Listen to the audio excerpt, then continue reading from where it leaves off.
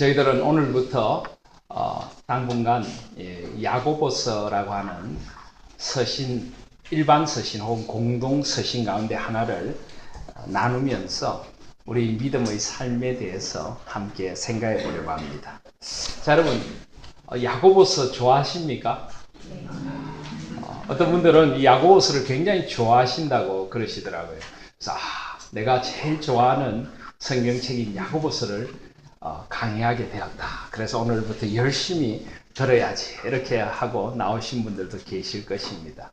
근데 우리 중에는 또 야고보서가 어떤 책인지 잘 모르시는 분들도 계실지 모르겠습니다. 또 어떤 분들은 야고보서가 전하고 있는 믿음이 과연 맞는 것인가? 약간 이런 의아스러운 생각을 하시고 계시는 분도 혹시 우리 가운데 계실지 모르겠습니다. 근데 여러분, 만약에 그런 생각을 하시고 계신다면 꼭 여러분의 생각이 우선적으로 잘못된 것만은 아니라는 말씀을 드리고 싶습니다. 왜냐하면 야고보서는 우리가 잘 아는 유명한 종교개혁가 마르틴 루터 선생님께서 아주 폄훼한, 비하한 그런 성경의 책 가운데 하나이기 때문입니다. 마르틴 루터 선생님께서는 이렇게 이야기했습니다. 나는 언젠가 반드시 이 야고보서를 내 난로의 장작용 땔감으로 쓸 것이다. 왜냐하면 이것은 지푸라기 같은 서실이기 때문이다. 이렇게까지 이야기를 했습니다. 아니, 도대체 야고보서와 무슨 왼수가 적길래 우리 마르틴 루터 스님께서 그렇게 말씀하셨을까요? 그렇게 말씀하신 이유가 무엇일까요? 마르틴 루터 스님께서 종교 개혁을 시작하신 것이 10월입니다. 저는 10월이 오면 늘 가슴이 설렙니다. 참된 신앙으로 돌아가자. 솔라 피데, 진정한 믿음이란 무엇인가? 정말 하나님의 은혜만으로 솔라 그라치아, 오직 하나님의 영광을 위하여 솔리 데오 글로리아, 오직 성경으로 솔라 스크립추라, 오직 예수 그리스도만으로 솔루스 크리스투스. 제가 이건 종교개혁 기념주일에 이 말씀을 한번 드리려고 합니다. 그렇게 오직 믿음의 자리로 돌아가기를 원했던 분이 유명한 종교개혁가 마르틴 루터였고, 그것이 무려 지금 497년 전이 되었습니다.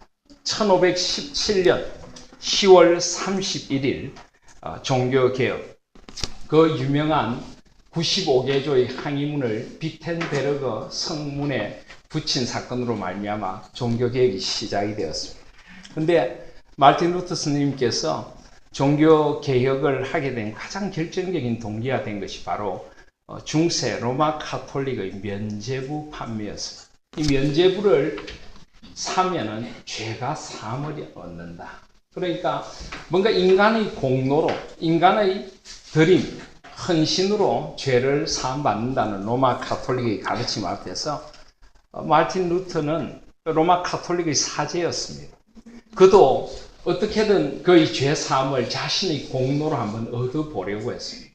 끊임없이 기도하고 끊임없이 선행을 행하고, 심지어는 로마까지 가서, 원래는 독일에 있는 수사였는데 로마까지 가서 그 베드로 성당의 계단을 무릎으로 기어오르면서 아무리 간절히 기도해봤지만 그의 마음속에 구원의 확신이 들지 않았습니다. 내가 어떻게 하면 구원을 얻을까? 어떻게 하면 저 지옥불에 떨어지지 않고 저 영원한 천국에 갈까? 그는 수사했지만 늘 불안하였고, 사제였지만 늘 구원에 대한 확신이 없었습니다. 그러다가 그가 학생들에게 성경을 가르치는 성경의 교수로서 로마서를 가르치고 시편을 가르치는 가운데 비로소 하나님의 깊은 말씀의 은혜 속에서 구원이 어떻게 주어지는가를 깨닫게 되었습니다. 그것이 바로 로마서 1장 17절 18절 말씀입니다. 16절 17절 말씀입니다. 로마서 1장 16절 17절에 보시면은 내가 복음을 부끄러워하지 아니하노니 이 복음은 모든 믿는 자에게 구원을 주시는 하나님의 능력이 됨이라. 이 복음이 모든 믿는 자에게 구원을 주시는 하나님의 능력이 된다는 것입니다. 면죄부가 아니라, 인간의 어떤 공로가 아니라, 나의 어떤 노력이 아니라 오직 복음이 우리에게 구원을 주시는 능력이 된다. 마틴 루터 선생님은 이 말씀을 발견하고 큰 충격을 받았습니다. 그리고 로마서 1장 17절을 보시니까 복음에는 하나님의 의가 나타나서 믿음으로 믿음에 이르게 하나니 기록된 바 오직 의인은 믿음으로 말미암아 살리라. 오직 믿음으로 오직 은혜로 솔라 피데 오직 믿음으로 오직 은혜로 솔라 그라지아 구원을 얻는 것이다. 인간의 어떤 공로가 아니라 우리의 죄됨을 보시고도 우리를 안아주시는 하나님의 은혜, 우리의 어쩔 수 없는 죄를 십자가 위에 예수 그리스도의 그 보혈의 피로 다 담당시키시고 우리를 의롭다 해주시고 그리스도 안에서 우리를 바라보시는 하나님의 은혜, 오직 이 은혜로만 구원을 얻는구나. 나의 어떤 노력도 나에게 확신을 줄 수 없었지만 하나님의 이 약속의 말씀이 마틴 루터 선생님의 온 가슴에 큰 확신으로 들어오게 되었습니다. 그는 일어나 외치게 되었습니다. 그래, 이것이 구원이야. 이것이 바로 하나님의 사랑이고 하나님의 은혜고 하나님의 의였어. 이건 인간의 힘으로 도무지 얻을 수 없는 것이야. 아멘. 그는 하나님 앞에서 이 구원의 은총을 비로소 노래하게 되었던 것입니다. 로마서 3장 28절에도 그러므로 사람이 의롭다 하심을 얻는 것은 율법의 행위에 있지 않고 믿음으로 되는 줄 우리가 인정하노라.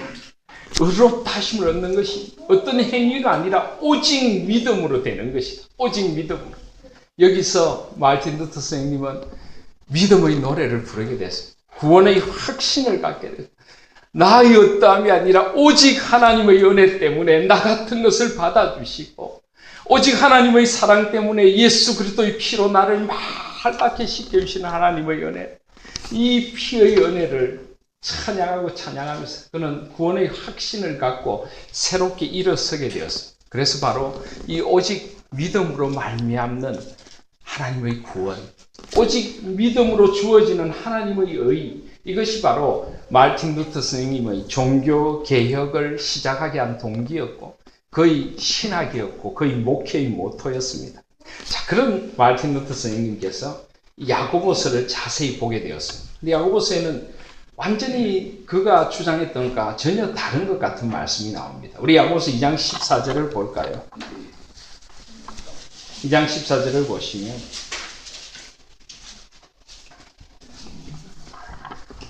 내 형제들아 만일 사람이 믿음이 있노라고 행함이 없으면 무슨 이익이 있으리요? 그 믿음이 능히 자기를 구원하겠느냐?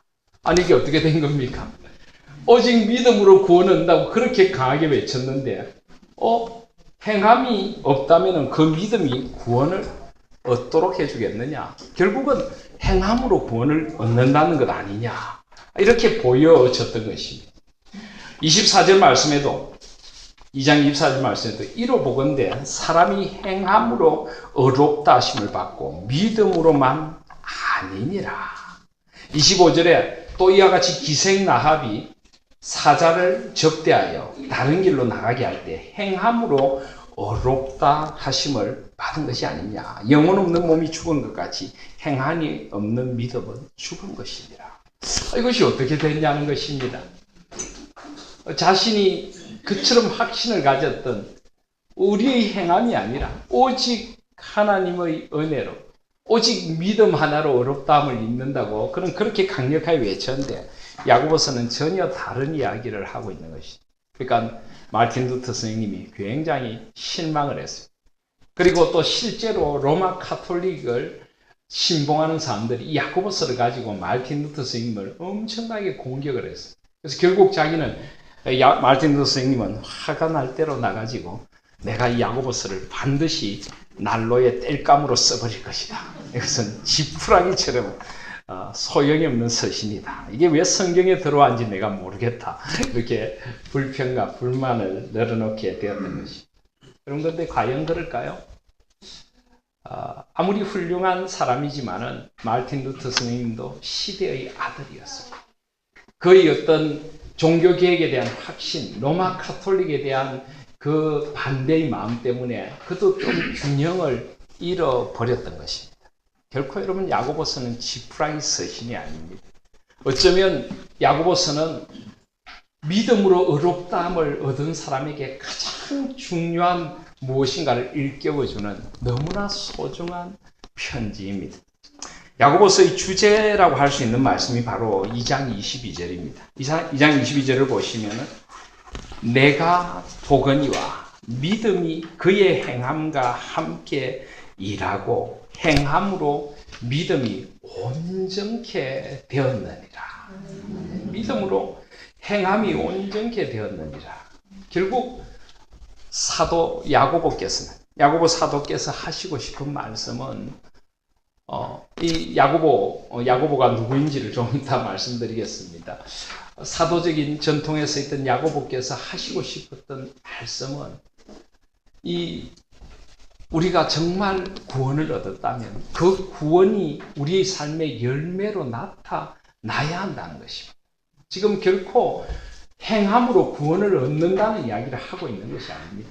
구원은 오직 하나님의 은혜로 주어지는 것입니다. 오직 예수 그리스도의 피로 주어집니다. 구원을 위하여서 우리가 할 수 있는 것은 아무것도 없습니다. 그렇지만 우리가 구원을 받았느냐? 그렇다면 그 구원의 삶이 우리의 삶의 자리에서 행함, 열매, 우리의 삶의 빛으로 나타나져야 된다는 그 말씀을 지금 하고 계시는 것입니다. 바로 이것이 야고보서가 우리에게 주시는 것이고 이것이 이 시대에 우리가 야고보서를 다시 들어야 할 이유입니다. 왜냐하면 우리 시대의 그리스도인들도 구원의 은총은 노래하지만은 구원의 삶이 부족하기 때문입니다. 우리 한국의 기독교가 얼마나 신뢰를 잃고 있는지 우리 잘 아시고 계시지 않습니까? 우리 참 부끄럽고 또 슬픈 이야기이지만은 종교 신뢰도 조사해서 기독교가 천주교, 불교에 이어서 중요 종교 가운데 가장 낮은 꼴찌를 무려 3년패를 달성했습니다. 3년패를. 대학에서도 학사경고 3번 받으면 제적 처리됩니다. 우리 한국의 기독교가 학사경고를 3번을 받은 거죠. 제적 처리돼야 마땅할 그런 자리에 이르렀습니다. 왜 우리가 이런 부끄러운 모습을 가지게 되었습니까? 그리스도인들 하면은 세상 사람들이 우리를 어떻게 봅니까? 주로 이렇게 이야기하죠. 입만 살아있는 사람들. 물에 빠지면 입만 동동 뜰 사람들. 행함이 없습니다. 말밖에 없습니다. 그리스도인들을 신뢰하기가 힘이 들다고 이야기를 합니다. 늘 이중적인 인격을 가진 사람이라는 손가락질을 받는 것이 한국의 그리스도인들입니다. 참 부끄럽습니다. 물론 우리 한 사람 한 사람에게 직접 해당되지 않는 것일 수 있습니다. 억울하신 분들도 많이 계실 것입니다. 저는 우리 하나님교회 성도님들은 다 좀 억울하실 것 같아요. 그렇지만은 이것이 한국 기독교의 현실이고 우리가 함께 짊어져야 할 우리의 숙제인 것입니다. 이런 시대를 살아가면서 과연 우리의 믿음이 우리 삶에 어떻게 드러나야 할 것인가? 이것을 바로 야고보서가 우리에게 가르쳐주고 계신 것입니다. 이 야고보서를 특별히 쓸 수밖에 없었던 그 이유가 있습니다. 1장 1절을 보시면 야고보서를 쓴 사람이 누구입니까? 하나님과 주 예수 그리스도의 종 야고보는 흩어져 있는 12지파에게 문안한다라고 합니다. 지금 이 편지를 쓴 사람이 야고보입니다. 제가 아까 사도 야고보라고 했는데요. 이 야고보가 과연 누구인지 우리는 정확히 알지 못합니다. 야고보라는 이름을 가진 사람이 신약에 여러 명이 나옵니다. 사도 야고보도 있고요. 또 다른 야고보도 있습니다. 그런데 많은 학자들은 이 야고보가 우리가 알고 있는 예수님의 제자였던 사도 야고보는 아니라고 생각을 합니다. 그렇다면 이 야고보는 누구일까요? 네, 이 야고보는 바로 예수님의 동생, 예수님의 친형제인 야고보였습니다. 그리고 그도 사도와 같은 그런 권위를 가지고 초대교회를 이끌었던 인물, 예수님의 동생인 야고보라고 전해집니다. 성경을 보시면 예수님의 동생인 야고보는 처음에 예수님을 그렇게 신뢰하지 않았습니다. 아마 아버지나 어머니에게서 그의 형이 그냥 보통 비범한 한 형이 아니라는 이야기를 분명히 들었을 것입니다. 그러나 그는 인간적으로 예수님, 자기의 형을 하나님의 아들, 하나님 메시아로 받아들이기에 참 힘이 들었을 것입니다. 그런데 이 야고보의 시각을 결정적으로 바꿔준 사건이 있죠. 그 사건이 뭡니까? 고린도전서 15장을 보시면요. 우리 고린도전서 15장을 함께 보시겠습니다.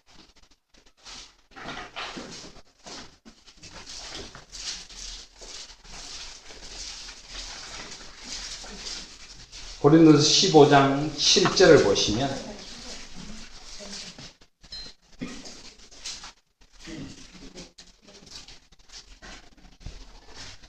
예수님께서 고린도전서 15장 3절 4절에 내가 받은 것을 먼저 너에게 전하였노니 이는 성경대로 그리스도께서 우리 죄를 위하여 죽으시고 장사 지낸 바 되었다가 성경대로 사흘 만에 다시 살아나사 게바에게 보이시고 후에 12 제자에게와 그 후에 500여 형제에게 일시에 보이셨나니 그런 후에 7절에 보면 그 후에 야고보에게 보이셨으며 그 후에 모든 사도에게와 분명히 여기 보면 예수님의 제자와 사도들이 아닌 또 다른 야고보를 이야기하고 있습니다. 이 사람이 누굴까요?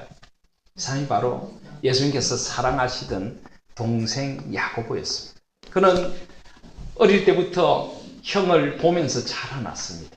그러나 형이 그냥 좀 비범한 형, 그냥 좀 남다른 형이라고 생각했지 이 형이 하나님의 아들이시고 바로 신성을 가지신 제2위신 하나님, 성자 예수 그리스도시라는 것을 받아들일 수 없었을 것입니다. 그런 야고보에게 부활하신 주님이 직접 나타나셨습니다. 그의 육신의 형이자 그의 구주가 되시는 부활하신 주님이 야고보에게 은총으로 나타난 것입니다. 그때 그 충격이 어땠을까요? 그가 그토록 사랑했던 형이 하나님의 아들이시고 제2위신 성자시라는 것을 알게 되었을 때 그 야고보의 충격이 어땠겠습니까? 야고보는 그 형 앞에서 울면서 그 형을 이렇게 고백합니다. 하나님과 주 예수 그리스도. 하나님과 주 예수 그리스도. 이제 예수님은 그의 육신의 형이 아니라 그의 주님이 되었습니다. 그리스도, 그의 메시아가 되었습니다. 그를 구원하실 유일한 분, 그의 제사장이 되어주셨고 그의 왕이 되어주셨고 그의 선지자가 되어주셨습니다. 나는 이제 그분의 종으로 한 생을 살겠습니다. 야고보는 그 주님 앞에서 무릎 꿇는 사람이 되었습니다. 예수님의 동생 야고보에게 붙여진 별명이 하나 있습니다. 초대교회 때. 어떤 별명인지 아십니까?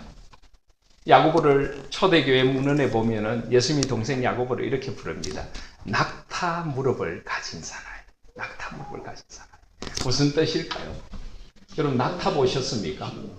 저는 아프리카 있을 때 낙타 타보기도 했습니다. 낙타 크더라고요. 제가 타도 끄떡없더라고요. 그런데 이 낙타의 무릎을 보면요. 낙타는 주로 이렇게 무릎으로 앉습니다. 자꾸 무릎을 써서 앉다 보니까 무릎이 그냥 얼마나 투박하게 튀어나오고 너덜너덜하고 거친지 모릅니다. 야고보는 그의 무릎이 낙타 무릎이 되도록 기도한 사람이었습니다. 그의 무릎이 너덜너덜해져서 남들이 보기에 정말 저 무릎이 왜 저렇게 되었을까 하는 생각을 불러일으킬 만큼 그는 기도했던 사람입니다.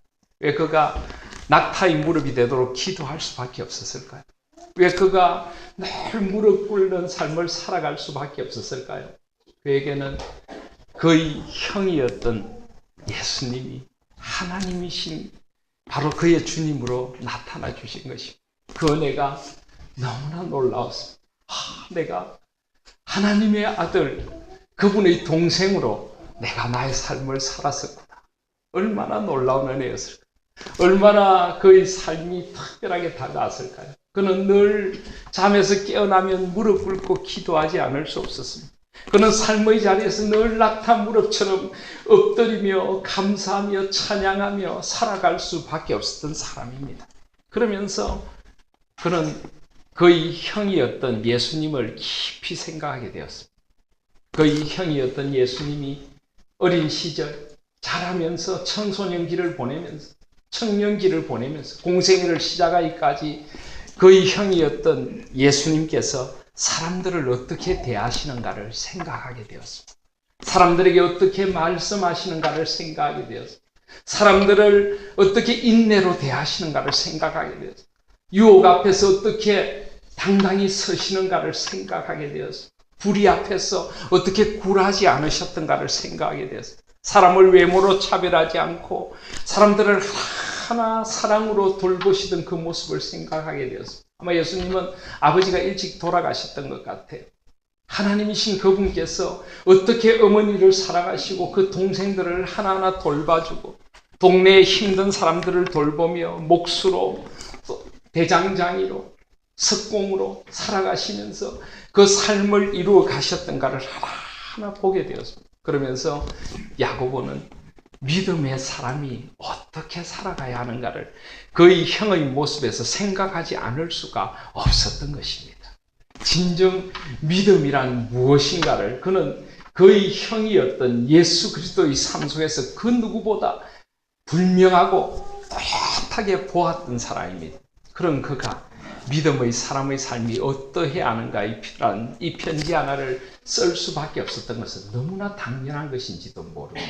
그에게 있어서는 믿음과 행함은 두 가지 분리된 것이 아니었습니다. 믿음은 반드시 그가 보았던 그의 형 예수 그리스도의 삶처럼 삶에서 아름답게 모든 면에서 온전히 드러나는 것이에요. 그것만이 참된 믿음의 표시라는 고백을 할 수밖에 없었던 것입니다. 이 야고보서가 언제쯤 쓰여졌는지 우리는 잘 알지 못하지만 많은 사람들은 야고보서가 주후 60년경에 쓰여졌다라고 생각합니다. 그때 어떤 일이 있었는가 하면 그보다 좀 전에 사도 바울께서 로마서라는 편지를 썼습니다. 이 로마서는 그야말로 어떻게 우리 인간이 구원을 얻는가? 인간에게 왜 구원이 필요한가? 그 구원의 문제를 다루고 있습니다. 아까도 살펴보았듯이 1장 16절, 17절, 3장 28절 같은 곳에서 이신칭이 오직 믿음으로 말미암는 구원을 사도 바울은 역설했습니다. 그래서 마치 로마 카톨릭이 면죄부라든지 인간의 행위를 강조했던 것처럼 유대인들, 율법주의자들, 바리새인들이 행위를 강조하는 것에 대하여 아니다. 오직 믿음은 하나님의 선물로 주어지는 것이고 우리의 행위가 아니라 하나님의 은총으로 주어지는 것이라는 걸 사도 바울은 역설했습니다. 이것은 꼭 필요했고 이것은 어떻게 우리가 구원을 받는가 이 문제를 가르쳐 준 것이었습니다. 그런데 문제는 이 편지를 받는 초대교회 성도들 가운데는 이런 오해를 하는 사람들이 있습니다. 아, 그래? 그러면 오직 믿음으로만 구원을 얻는다면 우리는 저 바리새인들처럼 행위를 강조하는 것을 다 버려도 되겠구나. 뭐 어떻게 살아도 상관없겠구나. 행위는 중요하지 않다고 하니까 우리의 삶이 어떻게 산다는 것은 중요하지 않다고 하니까 뭐 믿기만 하면 구원받는다고 하니까 우리는 이제 믿었고 용서받으니까 우리 마음대로 살아도 되겠구나. 초대교회 어떤 성도들이 이렇게 믿음의 문제를 오해하고 있어.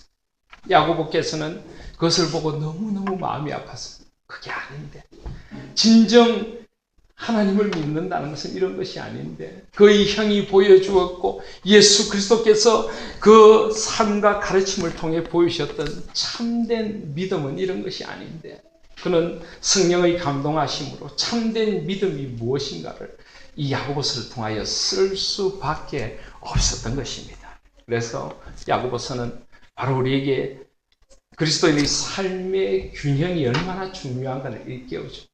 우리의 믿음이 우리 삶의 자리에서 어떻게 드러나야 하는가. 그것을 하나하나 가르쳐주고 계신 것이 야고보서라고 할 수가 있습니다. 저는 특별히 이 가을에 또 종교 개혁을 기념하는 달에 야고보서를 나누게 된 것이 참 좋습니다. 여러분, 가을이 어떤 계절입니까? 가을은 가을은 어떤 계절입니까? 네? 결실의 계절이죠. 결실의 계절. 또 어떤 계절입니까? 청고마비. 하늘은 높고 살은 찌는 계절이죠. 말이 살찌는 계절. 오늘도 여러분 많이 드시고 좀 찌셨는지 모르겠습니다. 하늘은 높고 말은 살찐다라고 하는데 왜 하필 말은 살찐다라고 했을까요? 어쩌면 말이 살찌기보다 우리 영혼이 결실을 맺는 계절이 가을일지 모릅니다. 가을은 성숙의 계절이죠. 그래서 가을을 노래한 시인들은 이 가을이 아름다운 성숙, 결실의 가을이기를 노래하고 있습니다. 가을은 성숙의 계절입니다. 우리 가을이 사춘기라고 하면은 어린 시절을 벗어나서 이제 청년을 향해 나아가는 시기인데 가을을 사축이라고 하기도 합니다. 사축이. 우리의 인생의 가을을 생각하는 때입니다. 우리 인생이 이 가을과 더불어서 성숙해져 가고 우리 인생이 정말 깊어져 가는 그런 계절이 가을이 되어져야 합니다. 야고보서에서 굉장히 중요하게 다루는 단어가 하나 있습니다. 2절에 보시면 내 형제들아 너희가 여러 가지 시험을 만나거든 온전히 기쁘게 여기라. 야고보서에서 굉장히 강조하고 있는 단어가 바로 이 온전함입니다. 온전함. 4절에도 보시면은 인내를 온전히 이루라. 이는 너희로 온전하고 구비하여 조금도 부족함이 없게 하려 함이라. 온전함, 온전함. 하나님께서는 우리 신앙이 온전해지기를 원하시고 우리의 삶이 온전해지기를 원하시고 균형 잡힌 신앙. 지난 주일에도 제가 신앙의 5 기둥의 균형에 대하여 이야기했는데 우리 삶의 모든 자리 하나님의 은총으로 하나님의 말씀으로 하나님의 뜻으로 온전해지기를 원하시는 것이 하나님의 뜻입니다. 이 온전함을 요즘 말로 바꾼다면 성숙함이라고 할 수 있습니다. 성숙함. 우리는 우리의 삶에 우리 신앙의 성숙함을 이루어가야 합니다. 이 가을은 성숙을 위한 결실의 계절인 것입니다. 제가 전에도 설교에서 그런 말씀을 드렸지만은 우리 한국의 그리스도인들, 아니 이 땅의 그리스도인들의 문제는 성숙의 문제가 아닐까 하고 생각을 합니다. 오랫동안 교회를 다니시긴 다녔는데 오랫동안 말씀을 알긴 아시는데 벌써 여러 직분들을 받으셨는데 우리의 삶에 그만한 성숙은 따라주지 않는다는 것이 우리의 문제인 것입니다. 저는 우리 그리스도인들이 이루어내야 할 숙제가 있다면 성숙함이라고 생각합니다. 우리가 예수님을 믿는 순간 우리는 믿음 안에서 거듭나게 됩니다. 거듭난다는 것은 영적으로 갓난아이와 같이 새롭게 태어나는 것이죠. 그렇다면 갓난아이는 자라나야 합니다. 자라나지 않으면 문제가 있는 것이죠. 근데 안타깝게도 많은 그리스도인들은 신앙의 연륜은 늘어가지만은 신앙의 성숙은 이루지 못하는 경우들이 많이 있습니다. 신앙의 성숙이 뭐라고요? 제가 전에 그런 말씀을 한번 드렸는데 어떻게 나타나야 된다고요? 저는 우리의 신앙이 성숙되어 갈수록 우리의 가치관이 변해야 된다고 생각합니다. 가치관. 나밖에 모르고 우리 가족밖에 모르고 그저 나 잘되고 싶은 그런 가치관에서 우리 가치관이 점점 하나님 나라 중심으로 바뀌어져 가야 합니다. 내가 이것을 하면은 나에게 이익이 될까? 우리 가정에 이익이 될까? 그저 내가 좋을까가 아니라 내가 이것을 하면은 나의 삶의 자리에 하나님의 나라가 임할까? 내 주위의 사람들이 하나님의 의와 공평과 희락을 볼 수 있을까? 우리의 가치관이 점점 하나님 나라 중심으로 바뀌어져 가는 것이 저는 신앙의 성숙이라고 생각합니다. 그리고 우리 인격이 변해가죠. 우리 인격. 예수 그리스도를 닮은 인격으로 변화되어 가는 거죠. 내가 좀 더 온유해지고 내가 좀 더 겸손해지고 내가 좀 더 다른 이들을 배려하는 사람이 되고 내가 좀 더 이해하고 관용하는 사랑의 사람으로 바뀌어가고 성령의 열매가 나의 삶에 점점 삶 속에서 아름다운 빛깔로 구현되어 나타납니다. 사랑과 희락과 화평과 오래 참음과 자비와 양선과 충성과 온유와 절제가 나의 삶에 조금씩 더 큰 부분이 되어가는 그런 사람으로 바뀌어져 가는 것이 신앙의 성수입니다. 여러분은 어떻습니까? 오랫동안 신앙생활을 해오신 여러분들은 어떻습니까? 여러분의 가치관이 조금씩 바뀌어져 가고 있습니까? 여러분의 인격이 조금씩 바뀌어져 가고 있습니까? 여러분 자신도 한번 돌아보시고 여러분 주위의 사람들도 한번 돌아보시길 바랍니다. 여러분의 신앙생활 하시는 남편께서 변화가 가고 있으십니까? 여러분의 신앙생활을 하시는 아내께서 좀 변해가고 있습니까? 이런 말을 하니까 저부터 좀 부끄럽습니다만 우리 신앙이 하나님 안에서 성숙을 이루어가는 것, 이것이 바로 하나님의 소원입니다. 마치 우리 자녀가 건강하게 잘 자라나는 것이 부모의 소원이듯이 하나님의 마음의 소원은 우리가 신앙 안에서 자라가는 것입니다. 성숙되어져 가고 우리 삶의 자리가 조금씩 하나님 중심으로 바뀌어져 가고 주님을 닮아가고 그것이 바로 우리 하나님 아버지의 마음의 소원이시고 우리 이 땅의 교회들을 향한 하나님의 바람이십니다. 바로 이것이 온전함입니다. 바로 야고보서는 우리를 이런 온전함으로 초대하고 있습니다. 저는 이 가을 이 야고보서를 여러분들과 함께 나눔으로 우리의 신앙의 성숙이 우리 삶 속에서 나타날 수 있기를 소원합니다. 이 가을이 깊어가는 만큼 우리 신앙도 깊어져 갔으면 좋겠습니다. 좀 지나면 추운 겨울이 우리 앞에 다가올 것입니다. 그 겨울 앞에서도 우뚝 서 있을 수 있는 신앙의 깊음을 이루어가는 그런 자리. 이 가을이 그런 자리가 될 수 있기를 소원합니다. 이제 오늘 말씀을 잠깐만 나누고 말씀을 맺도록 하겠습니다. 야고보서는 이렇게 시작합니다. 야고보는 흩어져 있는 12지파에게 문안하더라. 이 편지를 받는 사람은 흩어져 있는 12지파라고 되어 있습니다. 사실 이것은 그래서 야고보서가 공동서신이다, 일반 서신이다라고 불립니다. 어떤 서신서들은 특정한 교회에 주어집니다. 고린도 교회라든지 로마 교회라든지 갈라디아 교회라든지 물론 그것이 갈라디아 교회만 주어지는 것은 아니지만은 갈라디아 교회, 고린도 교회라는 특수한 상황을 염두에 두고 써져 있습니다. 그래서 그런 서신서들을 읽을 때는 그 서신서가 주어지는 교회의 배경을 잘 알아야 합니다. 그런데 야고보서는 그런 것이 아니라 흩어져 있는 12지파. 12지파란 무엇입니까?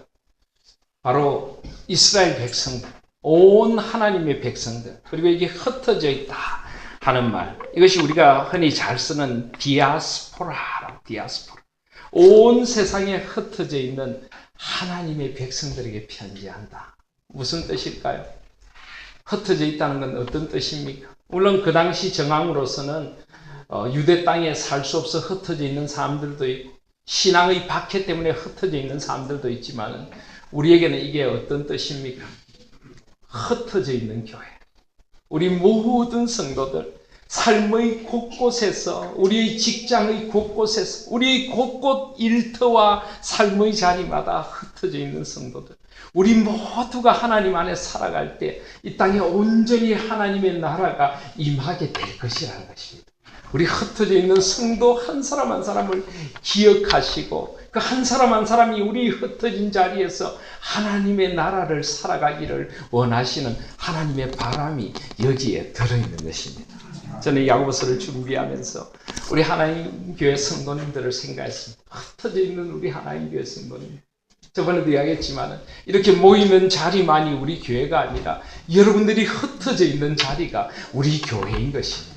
우리 하나님 교회 성도님들이 흩어진 삶의 자리마다 주님 안에서 그들이 하나님의 가치를 살아내고 주님의 인격을 살아내므로 주님의 나라가 보석과 같이 임할 수만 있다면 그 흩어진 자리마다 하나님의 영광이 드러나고 하나님의 기쁨이 드러나고 하나님의 의가 드러날 수 있다면 주님, 흩어져 있는 우리 하나님 교회 성도님들의 자리가 주님과 함께하는 자리가 되게 하시고 주님의 아름다움이 드러나는 자리가 되게 하여 주시옵소서. 저는 야고보서를 설교를 준비하면서 이 첫 구절 속에서 그렇게 기도했습니다. 흩어져 있는 우리들에게 주님께서 주시는 편지입니다. 그리고 2절은 바로 이렇게 시작합니다. 내 형제들아 너희가 여러 가지 시험을 만나거든 온전히 기쁘게 여기라. 온전히 기쁘게 여기라. 여러분 여기 보면 여러 가지 시험을 만나거든. 왜 야고보서가 이렇게 시작할까요? 야고보서를 받는 공동체 자체가 흩어져 있는 그리스도인들이 시험에 직면해 있다는 걸 알 수가 있습니다. 우리가 지금 신앙생활을 하는 것보다 초대교회 성도들이 신앙생활을 하는 것은 훨씬 정도가 아니라 비교도 할 수 없을 만큼 힘든 문제였습니다. 그들은 신앙 때문에 그들의 삶을 드려야 할지도 모르는 그런 삶을 살았습니다. 신앙이라는 이유 하나 때문에 가족을 빼앗기기도 하고 뿔뿔이 흩어지기도 하고 생업의 자리에서 쫓겨나기도 하고 그들은 그 고난과 시련 속에서 주님을 만나고 아무리 큰 고난과 시련이 와도 그들을 대신하여 죽으신 예수 그리스도를 차마 배반할 수 없어 주님 안에서 그 시험을 이겨냈던 사람들입니다. 너희가 여러 가지 시험을 만나거든. 이 말 속에서 초대교회의 그 아픈 현실을 우리는 봅니다. 그런데 이 말씀이 우리에게 그렇게 먼 말씀은 아닙니다. 우리는 비록 초대교회 성도들이 당하는 같은 그런 신앙의 박해는 없을지 모르겠습니다. 그러나 여전히 우리에게 시험이 있습니다. 이 세상은 너무나 세속주의적이고 너무나 물질주의이고 너무나 성공주의적입니다. 너무나 편리한 세상을 우리에게 부추기고 있습니다. 우린 여전히 또 다른 시험과 박해에 시달리고 있습니다. 너무 편함, 너무 화려함, 너무 달콤함. 우리는 그런 것들로 신앙을 타협하라는 그런 유혹 속에 직면해 있습니다. 우리도 비슷한 시험을 만나고 있는 것입니다. 그래서 이 시험의 자리들 속에서 우리가 어떻게 믿음을 지킬 것인가를 오늘 말씀은 우리에게 다루고 있습니다. 그런데 시험을 만나거든 어떻게 하라고요? 온전히 기쁘게 여기라. 또 뭐가 이상하지 않습니까? 아니 그런 신앙의 박해 속에서 그런 죽음의 위협 앞에서 온전히 기쁘게 여길 수 있을까요? 야고보는 너무나 무리한 요구를 우리에게 하는 것 아닙니까? 이게 또 다른 야고보서의 특징입니다. 야고보서의 특징 가운데 하나가 과장법입니다. 과장법. 그런 시련을 만나는데 온전히 기쁘게 여기라. 여기 보면 5절 말씀에도 너희 중에 누구든지 지혜가 부족하거든 모든 사람에게 후히 주시고 꾸짖지 아니하신 하나님께 구하라. 그리하면 주시리라. 6절에 보면 오직 믿음으로 구하고 조금도 의심하지 말라. 사실은 좀 강합니다. 사실은 좀 우리가 생각하는 것 이상으로 야고보는 크게 말하고 있습니다. 그래서 아까 우리가 읽으신 그 행함에 대한 강조도 우리는 그렇게 볼 수가 있습니다. 야고보께서는 너무나 강하게 우리가 행함이 없으면 이 믿음이 무슨 소용이 있느냐라고 굉장히 강하게 외치고 있습니다. 그래서 그런 오해를 마틴 루터 같은 오해를 낳고 있는 것입니다. 자, 왜 이렇게 강하게 외칠까요? 이렇게 강하게 외칠까요? 그것은 바로 우리가 힘없고 눈멀은 사람들이기 때문입니다. 우리는 영적으로 너무나 둔감합니다. 우리는 영적으로 눈이 감겨있고 귀가 멀어있는 사람들이기 때문에 우리의 그런 눈멀고 귀멀음을 일깨우기 위하여 야고보께서 이렇게 강하게 외치고 있는 것입니다. 플래너리 오코너라고 하는 유명한 현대 기독교 작가가 있습니다. 이 작가는 소설 속에서 굉장히 기괴한 상황을 만들어냅니다. 아주 회개한 그런 상황을 만들어내가지고 사람들에게 아주 충격을 줍니다. 그래서 기자가 물었습니다. 당신은 왜 그렇게 이상한 상황을 만들어서 사람들에게 충격을 주면서 당신의 소설을 시작합니까? 라고 물었습니다. 근데 플래너리 오코너가 이렇게 대답했습니다. 잘 듣지 못하는 사람들에게는 고함을 질러야 합니다. 잘 보지 못하는 사람들에게는 놀라운 모습을 더 크게 그려주어야 합니다. 지금 야고보께서는 우리의 영적인 귀먹음을 일깨우기 위하여 크게 외치고 있는 것입니다. 우리의 영적인 눈먼을 일깨우기 위하여 더 크게 외치고 있는 것입니다. 저는 어떤 의미에서 이런 야고보 선생님의 시도가 우리에게도 필요하다고 생각합니다. 왜냐하면 우리는 이 시대에 너무나 많은 것을 듣고 너무나 많은 것을 보다 보니까 영적으로 우리는 굉장히 둔감해져 있습니다. 어지간히 일깨워서는 우리의 그 믿음이 확 깨어나지 않는 것입니다.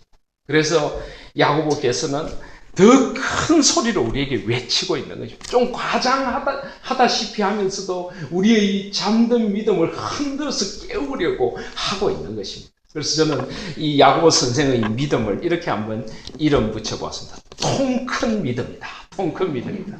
요즘 우리 마트에 가면은 통 큰 피자, 통 큰 팔지 않습니까? 그래서 그냥 눈을 번쩍 뜨게, 와, 통 크다. 우리에게는 어쩌면 이런 통 큰 믿음이 필요한지 모릅니다. 한번 과감하게 한번 믿음의 뭐라고 할까, 일종의 시도를 한번 해보라는 것입니다. 하나님을 믿고 너희들이 시험을 만날 때 온전히 한번 기쁘게 여겨보라는 것입니다. 정말 시험이 하나님께서 그것을 기쁨으로 바꾸는 자리로 나가게 해주실지 한번 하나님을 믿고 한번 의지해 보라고 하는 것입니다. 온전히 기쁘게 여기라. 시험을 만날 때 온전히 기쁘게 여기라. 왜 기쁘게 여기라고 합니까? 3절에 보면 너희 믿음의 시련이 인내를 만들어낸 줄 너희가 알미라. 시련이 우리에게 인내를 준다라고 합니다. 시련이 우리에게 인내를 준다. 그렇습니다. 우리는 믿음의 자리에서 이것을 깨닫습니다. 때로는 우리에게 시련이 너무나 힘들고 아프지만 그 시련을 겪으면서 그 시련을 통하여 우리는 점점 우리의 영혼이 성숙되어져가 우리가 그 시련 속에서 점점 하나님께 깊어져가는 인내의 사람이 된다는 것을 우리는 알고 있습니다. 마치 조개 모래 한 알이 들어갔을 때 그 조개가 그 모래를 감싸 안고 그 살이 애이는 듯한 아픔을 안고 그 모래를 잉태하게 될 때, 그리고 그 조개 속에서 아픔의 눈물이라고 할 수 있는 물질들이 점점 나와서 그 모래가 하나의 진주가 되듯이 우리의 이 시련이 우리를 점점 인내의 사람, 성숙의 사람으로 만들어 간다는 것입니다. 그것을 우리가 안다면은 이 시련이 우리에게 올 때 오히려 그 시련 앞에서, 이 시험 앞에서 우리는 온전히 기쁘게 여길 수 있을 것이라 것입니다. 그래서 오늘 3절에 보시면은 야고보께서는 이는 너희 믿음의 시련이 인내를 만들어낸 줄 너희가 알미라. 믿는다가 아니라 안다. 확신 있게 말합니다. 반드시 이 시련이 너희들을 더 큰 인내의 사람으로, 더 큰 성숙의 사람으로 만들어갈 줄 나는 안다. 이 믿음을 가지고 한번 이 시련 앞에서 당당히 하나님 앞에 성숙해져가는 계기로 이 시련을 한번 삼아 보라고 도전하고 있는 것입니다. 4절에 보시면 인내를 온전히 이루라. 이는 너희로 온전하고 구비하여 조금도 부족함이 없게 하려 합니다. 우리가 정말 이 시련을 기쁨으로 여기고 이 시련을 통해 온전한 인내와 성숙을 배워간다면 우리는 반드시 이런 사람들이 될 것이라는 것입니다. 온전한 사람, 성숙하고 균형 잡힌 온전한 신앙인이 될 것이라는 것입니다. 구비하여, 여기 구비한다는 것은 구약에 제물을 드릴 때 제물이 흠이 없다는 것입니다. 하나님 앞에서 우리의 인격이 깎이고 다듬어져서 하나님 앞에 설 수 있는 사람이 될 것이라는 것입니다. 조금도 부족함이 없다. 어떻게 인간이 부족함이 없겠습니까? 여기 부족함이 없다는 것도 하나님 보시기에 하나님 앞에 설 수 있는 인물이 된다는 것입니다. 하나님께서는 마치 욥을 시련을 통하여 다듬어 가시듯이 우리를 때로는 시련을 통하여 하나님 앞에 온전한 사람이 되도록 하십니다. 깊은 사람이 되도록 하십니다. 다른 이들의 아픔을 이해하는 그런 성숙한 그리스도인 우리를 다듬어 가고 계시는 것입니다. 하나님께서 그러므로 우리에게 시련을 주실 때 온전히 기쁘게 여기는 저와 여러분들이 되시기를 바랍니다. 시련이 오는구나. 하나님께서 특별한 기회를 주시는구나. 이 시련을 통하여 나에게 통 큰 믿음을 주시는구나. 이 시련을 통 크게 받아들이시고 기뻐하실 수 있는 저와 여러분들이 되시기를 바랍니다. 그리고 이 시련 가운데 우리는 보통 시련을 만나면 어떻게 합니까? 하나님 이 시련 잘 지나가게 해주세요. 잘 견디게 해주세요. 그런데 야고보께서는 시련을 만날 때 그렇게 기도하지 말라고 합니다. 시련을 만날 때 5절에 보면은 지혜를 달라고 기도하라고. 지혜를 달라고. 너희 중에 누구든지 지혜가 부족하거든 모든 사람에게 후히 주시고 꾸짖지 아니하시는 하나님께 구하라. 시련을 만날 때 오히려 이 시련을 통과하게 해주세요가 아니라 지혜를 주세요. 이 시련을 통해 제가 배우게 해주세요. 이 시련을 통해서 깊은 사람이 되게 해주세요. 이 시련을 통해서 저희 인격을 다듬어 주시고 다른 이들을 향하여 더 성숙한 사람으로 설 수 있도록 저를 지혜롭게 하여 주시옵소서. 시련을 그냥 나쁜 것으로 여기는 것이 아니라 이 시련을 기회로 하여 하나님 앞에 다듬어질 수 있는 지혜를 달라고 그렇게 구하라고 합니다. 하나님은 반드시 우리 구함을 들어주실 것입니다. 6절에 보시면 오직 믿음으로 구하고 조금도 의심하지 말라. 의심하는 자는 마치 바람에 밀려 요동하는 바다 물결과 같다. 좀 과장을 통해서 절대 의심하지 말라고 합니다. 이런 사람은 무엇이든지 주께 얻기를 생각하지 말라. 제가 여러 번 말씀 벌써 드린 것 같은데요. 저는 하나님께서 우리 모든 기도를 다 들어주신다고 확신합니다. 우리 모든 기도를 다 들으신다고 확신합니다. 하나님 우리 아버지 아니십니까? 설사 우리가 좀 잘못 구하는 것조차도 우리가 정말 하나님의 뜻을 구하면서 하나님의 기도를 들으심을 믿고 구한다면 저는 하나님께서 우리 모든 기도를 다 들어 응답해 주신다고 믿습니다. 그런데 들어 응답한다는 걸 여러분 오해하지 마십시오. 내가 기도한 대로 다 되는 게 절대 응답이 아닙니다. 그죠? 하나님의 뜻대로 들어주신 게 응답이죠. 우리의 기도한 바가 하나님의 뜻하고 맞을 때는 하나님께서 하고 우리 마음의 손을 이루어 주실 것입니다. 우리가 혹시 잘못된 것을 구하면 하나님께서 아니야. 마치 우리 자녀가 잘못된 것 달라고 할 때 이거 아니야. 내가 아빠가 이거 줄게. 그러듯이 하나님께서 더 좋은 것으로, 더 바른 것으로, 하나님의 마음에 맞는 것으로 응답해 주실 것입니다. 하나님의 때가 아니면 좀 더 기다리라고 하실 것입니다. 하나님은 하나님의 뜻대로, 하나님의 때에, 하나님의 방법으로 우리 기도를 들어주실 것입니다. 그래서 우리는 하나님께서 반드시 우리 기도를 응답해 주실 것이라는 확신을 가집니다.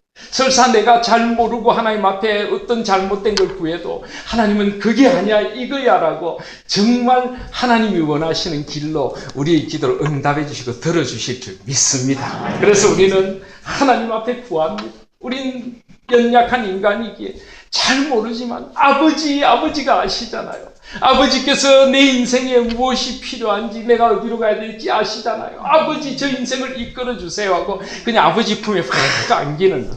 이게 바로 믿음의 기도인 것입니다. 그래서 두 마음을 품어 모든 일에 정함이 없는 사람이 되지 말고 오직 한 마음 단마음으로 나의 기도를 통하여 아버지가 원하시는 곳으로 나를 인도하신 하나님 앞에 푹 안겨서 그분께 우리 마음을 비끌어내고 온전한 마음으로 그분을 신뢰한다면 우리 모든 기도의 자리는 하나님께서 우리를 인도하시는 놀라운 은총의 자리가 될 것이다. 믿음으로 구하라. 아무것도 의심하지 말라. 오직 하나님 품에 안겨서 우리에게 다가온 시련들을 하나님께서 우리를 성숙시켜 가시는 자리로 알고 온전히 기쁘게 여기며 성숙의 오름길을 걸어가십시오. 이것이 바로 야고보께서 우리에게 주시고 싶은 첫 권면입니다. 오늘 서론과 또 본문 말씀 다루다 보니 말씀이 좀 길어졌습니다만 이제 말씀을 맺겠습니다. 다음 주부터 이렇게 길게 안 하겠습니다. 또 한 주만 오시지 마시고 그러시지 마시고요. 우리에게 주시는 이 말씀을 우리 가슴에 한번 담아 보실 수 있기를 바랍니다. 야고보서는 믿음의 사람들이 그들의 삶에서 성숙함을 이루어 가기를 원하시는 아버지의 뜻이 담겨 있는 말씀입니다. 이것은 어쩌면 아버지를 위한 것이 아니라 우리를 위한 것입니다. 한 번밖에 없는 인생, 믿음의 자리에서 깊어지고 더 하나님의 마음을 알아가고 더 성숙한 사람들이 되어서 온전히 우리에게 주어진 생을 충만하고 온전함으로 살아가도록 해주시려는 아버지의 사랑이 가득 담긴 편지가 야고보서입니다. 이 가을 하나님 앞에서 깊어져 가시길 바랍니다. 예수 그리스도가 어떻게 믿음의 삶을 사셨는가를 눈으로 똑똑히 본 예수 그리스도의 육신의 동생으로부터 전해주는 이 생생한 목소리를 들으면 주님처럼 산다는 것이 무엇인가? 어떻게 하면 참된 그리스도인으로 살 것인가? 어떻게 하면 이 땅에서 하나님의 나라를 이루어가며 살 것인가? 이 야고보를 통하여 주시는 이 아름다운 주님의 메시지 앞에서, 주님의 말씀 앞에서 깊어져 가고 성숙되어져 가고 기도의 무릎으로 마치 낙타 무릎처럼 우리 무릎이, 영적인 무릎이 하나님 앞에서 더 건실해져 가는 그런 복된 가을이 되시기를 주님의 이름으로 소원합니다.